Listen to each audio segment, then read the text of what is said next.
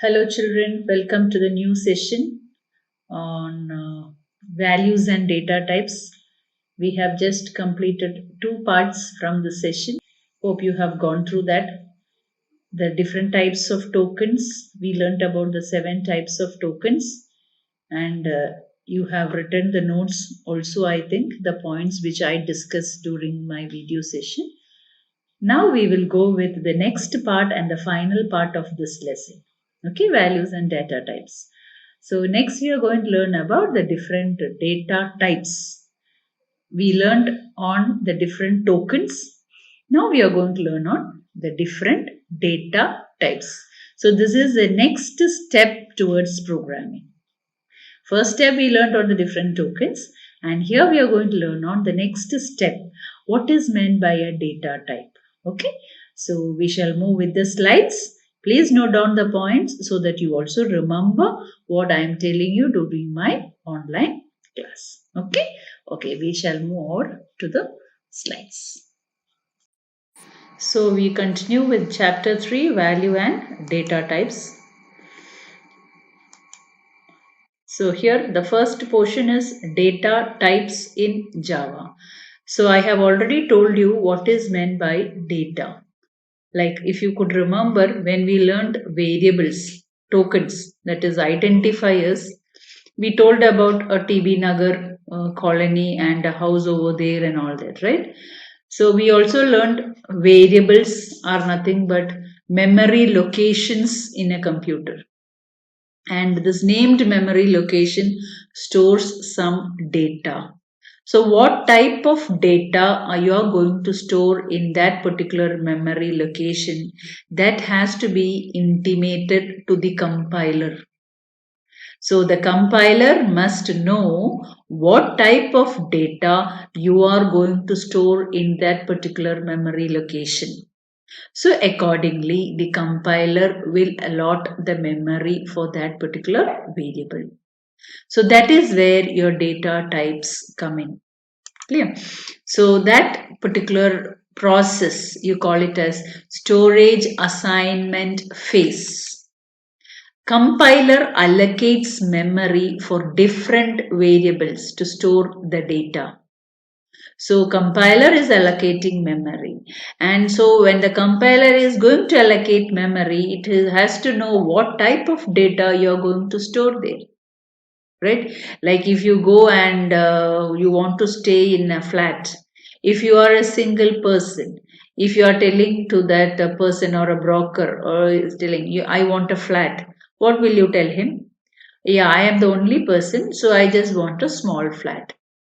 I will not say I'm a flat. He will not get me a flat where there are 3 or 4 bedrooms. He will get me a flat where there is only 1 bedroom because I am the only person. But there is a family of 6 to 7 persons. So in that case, the flat given by the middle person or the broker will be a big flat. Right? So you have to tell that person what is your requirement. Similarly in Java, you have to tell the compiler like you are going to store a data and data requires how much of memory, because allocation of memory is done by your compiler. So how will you tell?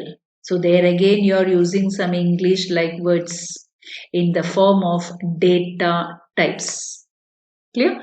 So here, so compiler must know the type of data to be stored for optimum utilization.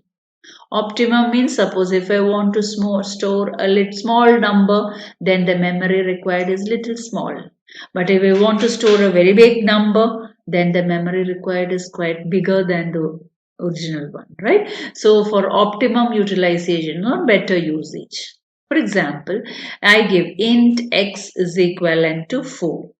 When I give int x is equivalent to 4, what is 4? 4 is the data. Can I say this is made up of set of tokens? Now we shall also recollect what we learned in the last class. Int x is equivalent to 4. How many tokens are here? One is int, the other one is a space, third is x, fourth is again a space, fifth is assignment, sixth is 4, and the seventh one is a semicolon. So you can see in such a small statement you have so many tokens. And 4 is a value, is a constant value which you have given. What is as here semicolon? It is a punctuator. Then what is equivalent to? It is an assignment operator. What is X? X is a variable identifier. Then what is this int? What is int? Int is nothing but the data type. What type of data you are going to store? I am going to store a number purely without any fractional. So it is a whole number. So all whole numbers, if you want to store, you call them in terms of a programming language integer. And to show it is an integer, the word which we use or the keyword what we use is int, in small letters. So the compiler, as it comes to this particular word called int, compiler understands that you're going to store a data which is in the form of an integer. And so compiler will allocate so much of memory what is required for an integer in your computer's memory. Are you getting it? So this small statement does a heavy job at the back. That is your compiler, right? Now, so you are going to tell the compiler what type of data you are going to store. So for that we need the concept of data types. Very clear from the very word data type. What type of data? Okay. So now we'll go and see what are the different types of data you can store. Java language has defined two types of data types. One, we call them as primitive data types. This primitive word I hope you have learnt in your social studies. And the other one is non-primitive. So there are two types of data types. One is primitive and the other one is non-primitive. What happens in primitive data type? Primitive data type still is branched into two. One is numeric data type, the other one is non-numeric data type. And in non-primitive data types, they are classified further into three. One is classes, arrays, and interfaces. So first one, we will be going into primitive data type. So primitive data types, you have numeric as well as non-numeric. Numeric data types means numbers, something related to numbers. And numbers you can give it either in the form of an integer or you can give it in the form of decimal numbers. Whereas non-numeric data types, you are giving it in the form of characters or in Boolean. We are going in detail into all this. Non-primitive data types is another branch of data type which we further divide them as classes, arrays and interfaces. Okay, so we are slowly moving into all this in detail. So basically data types are of two types. One you call them as primitive, the other one you call them as non-primitive. So we'll focus now on the primitive data types. So primitive data types, the system developers have developed this type of data type. Means when they have developed Java language, at that time itself the developers have given names for certain data types and they have brought in a concept of primitive data type. It is independent of any other data type. Clear? It is also known as basic data types, built-in data types. Okay, there are many names for the primitive data types. And they are mainly of integer floating. Clear? So this is your primitive data types. They are mainly built-in data types and they have already been developed by your system developers. And it is independent of any other data type. Clear? The other names are basic data type or built-in data type. Integer, floating we have. Next we go with what are integer data types. Here the variable will contain a whole number, means without fractions. You can store numbers without fractions if under the heading integer data type. Clear?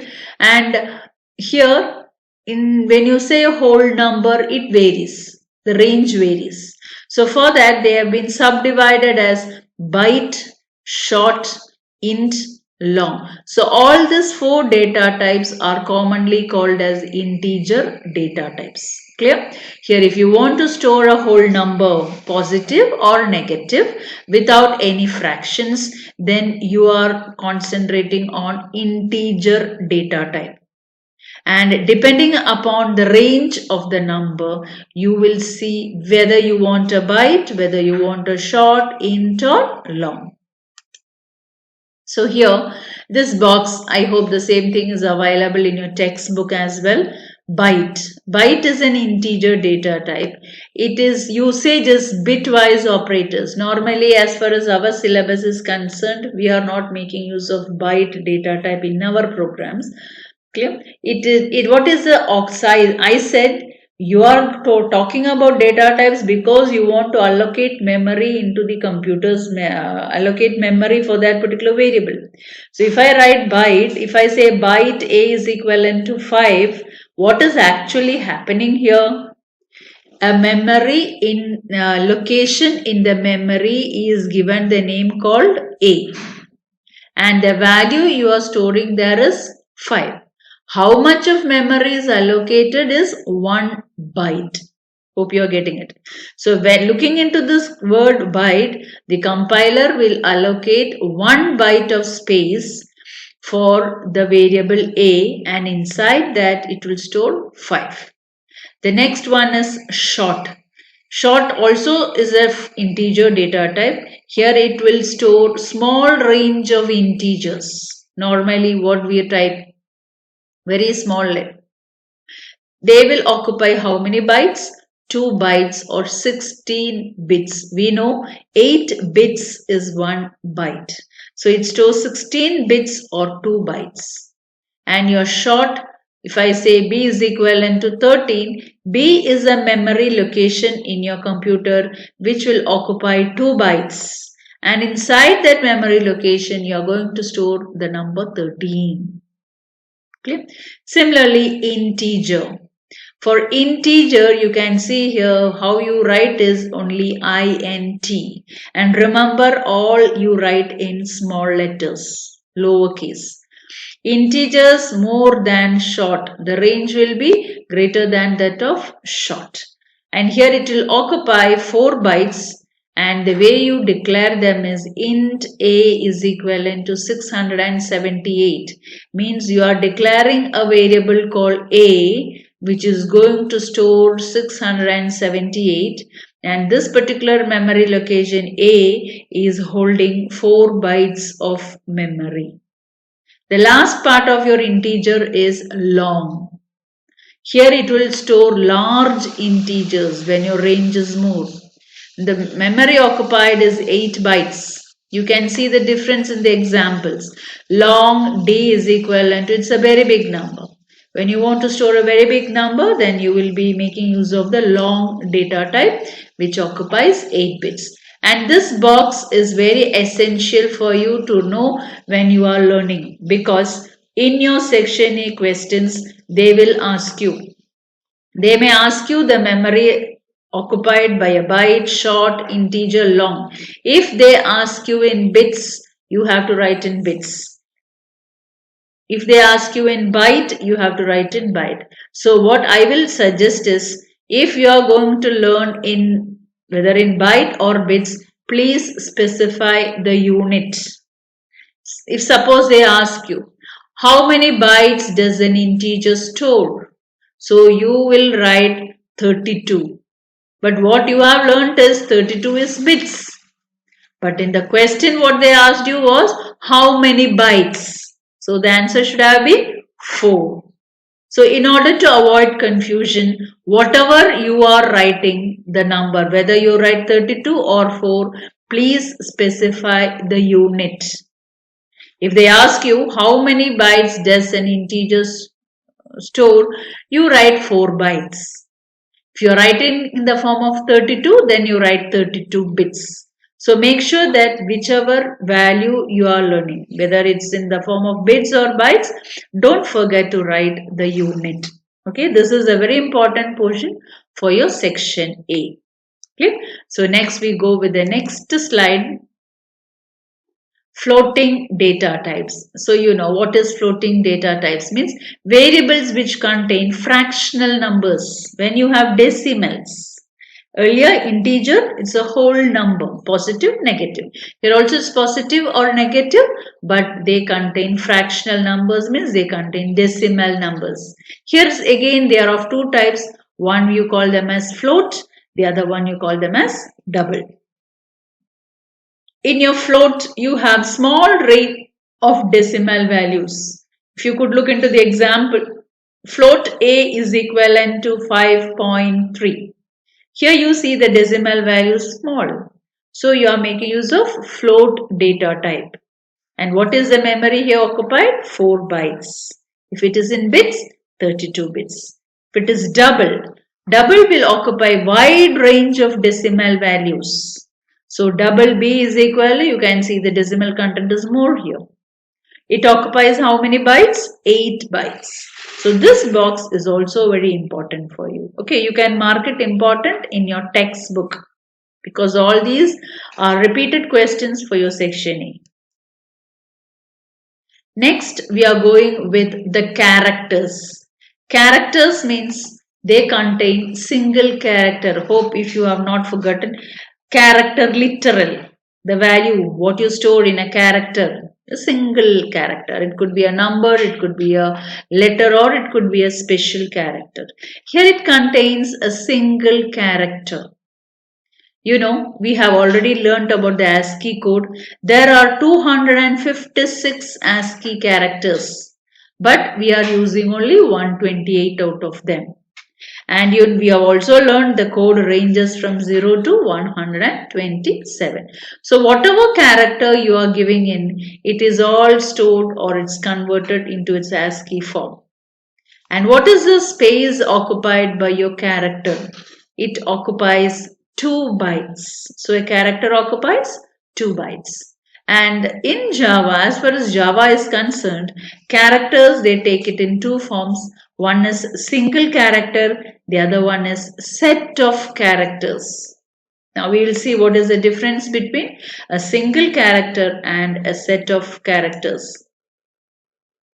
Look into this example, char ch equivalent to in single quotes A. What does this statement mean? It means ch is a variable or an identifier of char data type and it is storing the value small letter A. You could see it is in single quotes. So char is the data type, ch is a variable and A is a character assigned to ch. Okay, so this is statement, you call it as declaration as well as assignment statement. Now, as I said, Java takes both a single character as well as a set of characters. We learned string literals. Now come back here. String ch is equivalent to, in double quotes, apple is a fruit. So here you can see the data type is string, the variable name is ch, is equivalent to, you are assigning it. You could see it is in double quotes, apple is a fruit. Here you can see it is not a letter, it's not a word, but it is a sentence.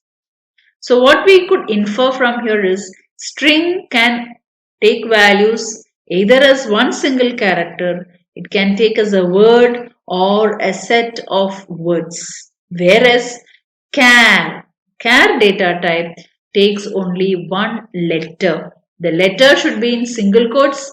It can be a number, it can be an alphabet, or it could be a special character. But in string, you can have anything, alphanumeric, alphabets, numbers, or special characters. And the difference is that they are given in single quotes. Here you are giving it in double quotes. I hope you are clear. So these are the different primitive data types. Clear? Non-primitive data types later we'll be dealing with. Clear? Now, next portion is arithmetical expression and statement. So when you say arithmetical, means something related to maths, right? So expression and statement. There are two words here, expression and statement. There is a difference between this expression and statement. Clear? Now you just look, don't read all this, just look into this example. A plus B. Here what is happening? The value what you store in A is added to B. That's all. Right? So what you're doing is, you're adding whatever is in A is being added with B. Fine, that's all. Where is the result? All that you are not bothered. You are just adding what is the content in A will be added with the content of B.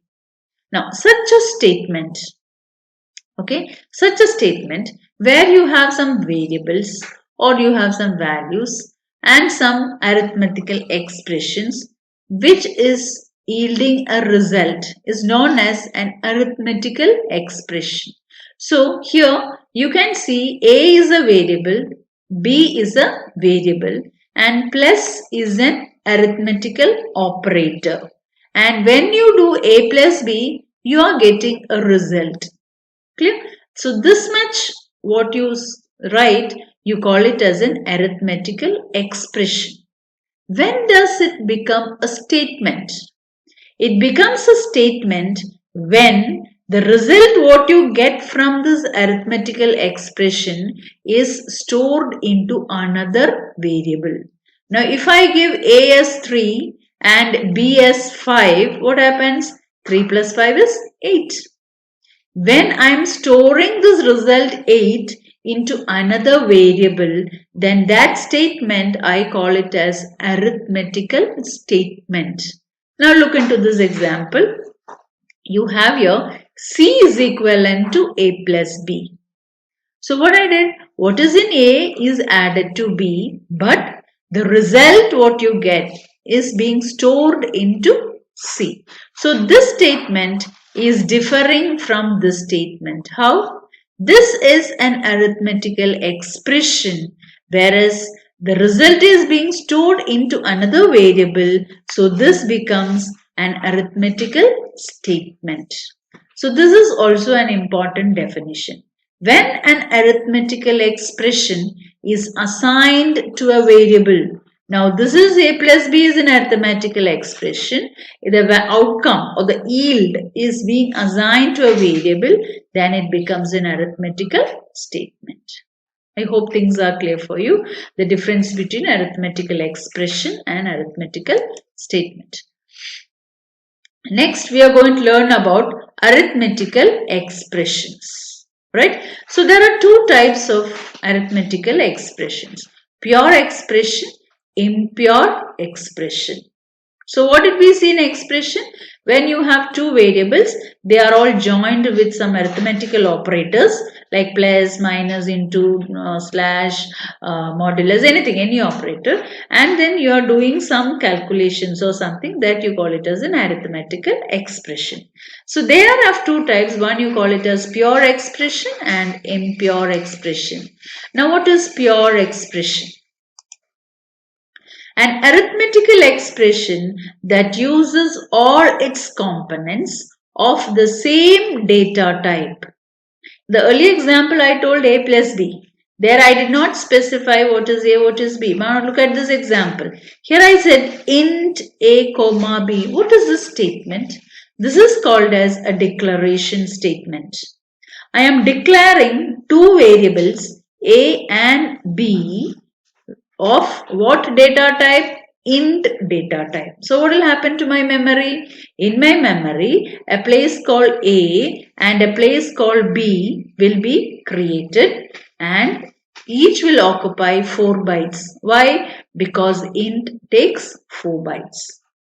Are you getting it? So what is happening here? Now this I am converting it into a statement. I am saying A plus B into 5. So some expression is happening or some operation is happening here, and that is being stored into a variable called C. So what is this statement? This is an arithmetical statement. But what is this expression called? This expression is called as a pure expression. Why do you call it as a pure expression? Because all the variables that is involved in this expression are of the same data type. If you could look into this example, A and B both are of integer types. So when you add two integers multiply by 5, you definitely get an integer, and that integer you are storing it into C. So whatever you are doing as an expression, the variables there, if they are of the same data type, you call it as pure expression. Exhausted? No. Next is impure expression. So what should it be? Should be the just opposite. Instead of the components having the same data type, components will be having different data type. Now let us first go into the example, then we'll come into the definition. Now can you see here, there is a variable declared called A, which is of float data type. Another variable declared D, which is of double data type. And what am I doing here? I am multiplying A into D into 5. So if you could see here what is happening, a float value is being multiplied with a double value and they are finally multiplied by 5. Correct? So the resultant of this will be a double. How do you see it will be a double? I will tell you. Clear? So what has happened here is, the variable A is of float type, D is of double. They are of different data types. So here some expression is there, but the components are of different data types. Right? So since they are here, it was both A and B was integer. But here A and D are, one is float, the other one is double. So I call this expression as an impure expression, or an impure arithmetical expression, or mixed mode expression. So different names. So now are you getting it? So I'll just come back here once again. Pure expression means all its components are of the same data type. Impure expression means all its components are of different data type. Clear? So this is called as impure expression. Now you will ask me, why teacher, why did you make it as double? Why you didn't make it as float? Because you are multiplying a float and double, right? It could be a float, it could be a double. Why did you give yours as double? The answer I will tell you. When you are using an impure expression, what happens is, the resultant will automatically be stored into a higher data type. Clear? Now how do you know which is higher? Whether float is a higher or double is a higher. For that you must know the hierarchy. Means who is big, who is small. That we will see.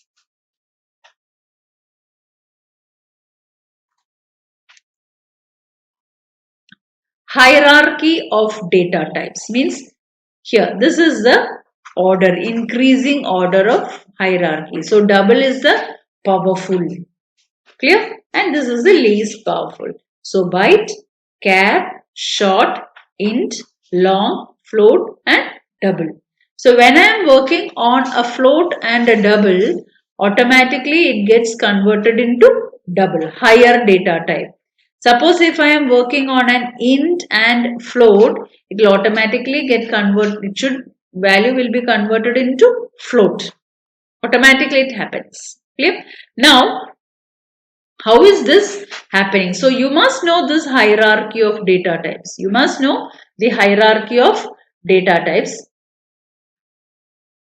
So that is what I told here. When you are working on a float and a double, what did we do? We stored the resultant in C, and C was double, because if you look into that hierarchy chart, considering float and double is the biggest. right? So you're storing it into a double. Clear? So these are the two types of expressions, pure expression and impure expression. Next, how can you convert it? Now in the earlier example, there was a float, there was a double, but then what did I do? I converted into double. Right. When will this happen? This happens only for an impure expression. Am I right? Because in a pure expression, all the data types are of same. So there is no need for conversion. But impure, you can have any type of data types. So you have to do the conversion. So that type of converting the data type, you call it as type conversion. So here let us look into the definition. In a mixed conversion, result can be obtained in any one form of the data type. Now let me go to the previous slide.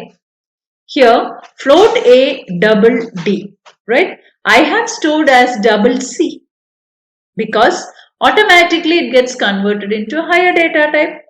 You can question me, teacher, why don't you store it as float? Yeah, of course, I can store it in float also. If I want to store it in float, then I must know something more. What is it? Something more is what you're going to learn now.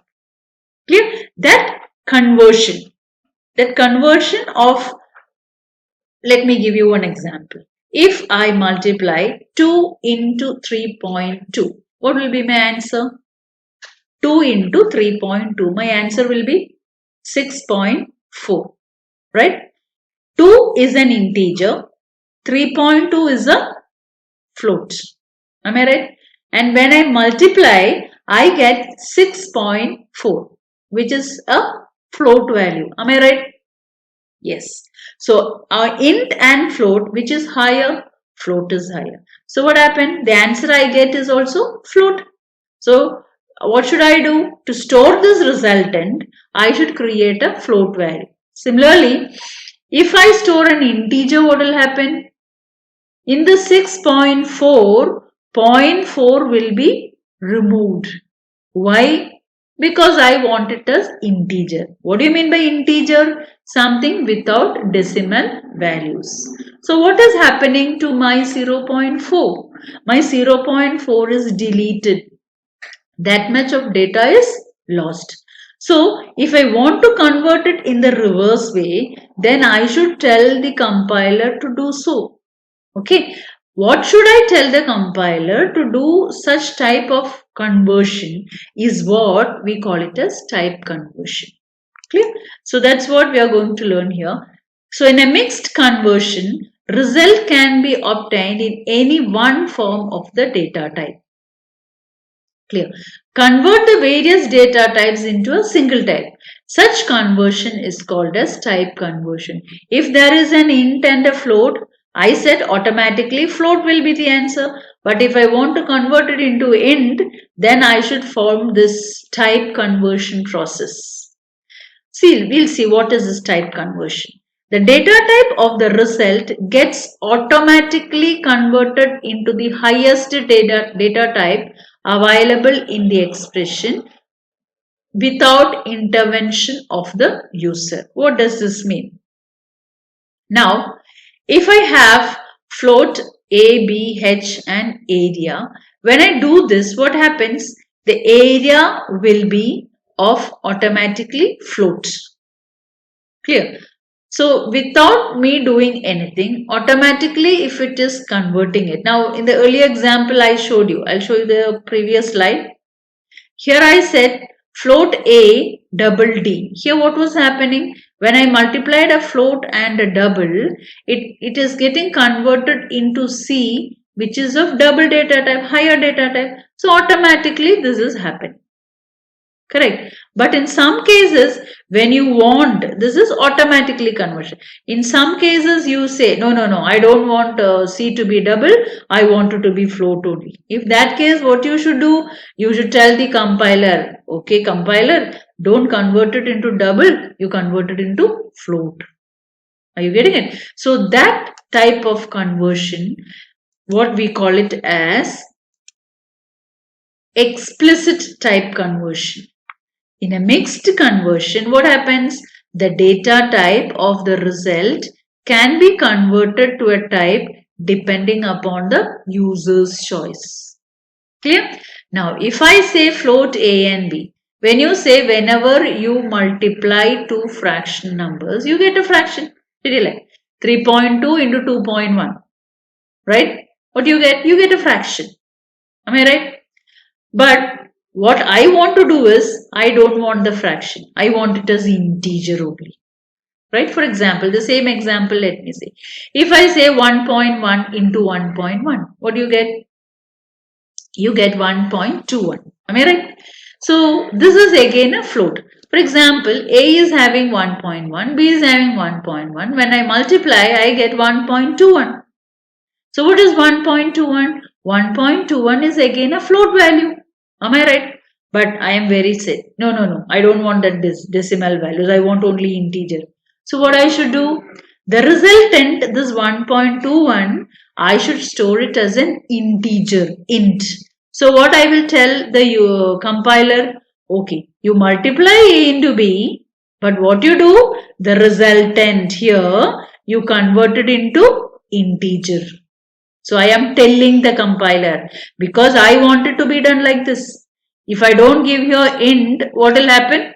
If I don't give this int, what will happen? A into B, 1.1 into 1.21, it becomes 1.21.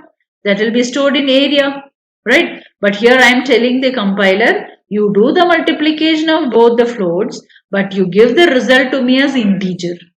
So then I should tell the compiler this portion of my coding. You will write in brackets int. That means the user is telling the compiler, though you are adding two float, you give me the answer as int. So this conversion is done because of the user's choice.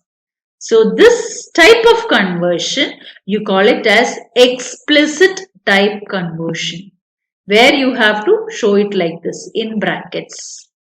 And when you have the resultant also you will declare them as int. Why? Because you are going to store the resultant value as int.